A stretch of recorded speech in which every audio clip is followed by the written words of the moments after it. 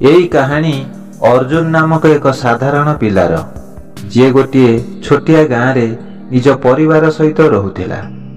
अर्जुनर बयस 15 वर्ष होइतिला एवं से 10वीं श्रेणी छात्र थिला।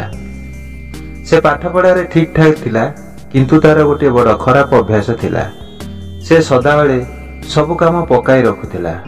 तार पाठ पढ़ा हेउ, खेल हेउ किंबा घरर कौनसी काम हेउ, से सदाबेले कहूतिला एबे बहुत समय बाकी अछि, काली करिदेबी।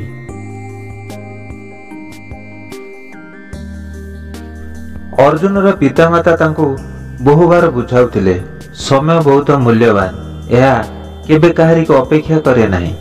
जदि तुमे आजिर काम को पकाई रखिबो, काली तुम पाखरे अधिक काम होई जिवो, जाहाकू कि तुमे से दिन शेष करि परिबो नाही। किंतु ए सब कथा को अर्जुन कान को निये नाही। से भाबुथिला जीवन रे सब किछि आराम रे करा जाई परिबो, तुरंत करिवार कोनोसी आवश्यकता नाही। किछि मास परे अर्जुनर 10वीं परीक्षा आसिला। यह ता जीवनर सबुठारु महत्वपूर्ण समय थिला, काहेकि ना एही परीक्षार फलाफल तार भविष्यत निर्धारण करिवो।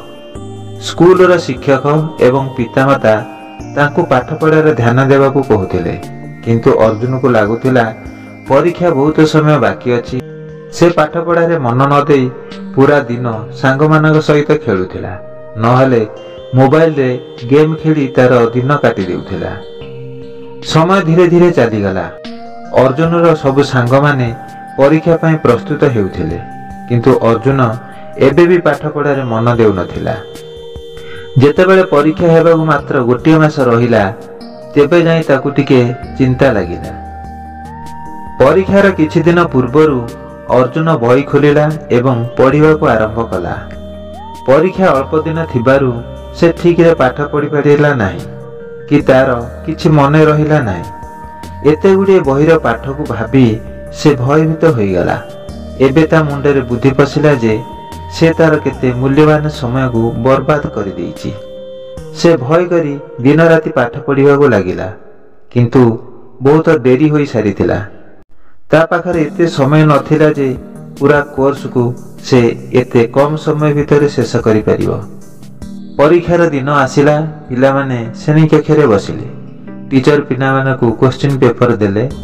सब पिला माने क्वेश्चन रो उत्तर लिखिबाकू लागिले, किंतु अर्जुन पाठ पढ़ार अवहेला करिथिबा कारणरू ताकू प्रश्नर उत्तर आसिला नाही। से नीरव होई तळकू मुह करी बसी रहिला। ताकू बहुत लाज लागुथिला। जेतेबेले परीक्षार फल बाहरिला, अर्जुन फेल होई सारिथिला। आ तार सांग माने सब पास करिथिले। यह ता पई एक दुखदायक घटना थिला। एई असफलता अर्जुनर आखि खोली देला। से चिंता कला जे मु जदि मोर काम को ठीक समय रे करिथांती, आज मते ए दिन देखिबाकू पड़ी नथांता। से प्रतिज्ञा कला से केबे भी काम को काली पई रखिबो नाही एवं समयर सदुपयोग करिबो। अर्जुन पुणी परीक्षा देबा पई निजको प्रस्तुत कला। से प्रतिदिन गोटे टाइम टेबल बनाए एवं सेई टाइम टेबल हिसाब रे से निजर पाठ पढ़ा करे। से निजर सांग मानक सहित मध्य मिलामिशा बंद करदेला। तार प्रतिदिनर कार्य रे से कौनसी समय नष्ट कला नाही। तार एई अभ्यास ताकू सफल बनै देला। जेतेबेले परीक्षार फल बाहरिला, से स्कूल रे 1 नंबर रहिला। तार माता पिता एवं शिक्षक तार एपरी परिवर्तन देखि बहु प्रशंसा कले।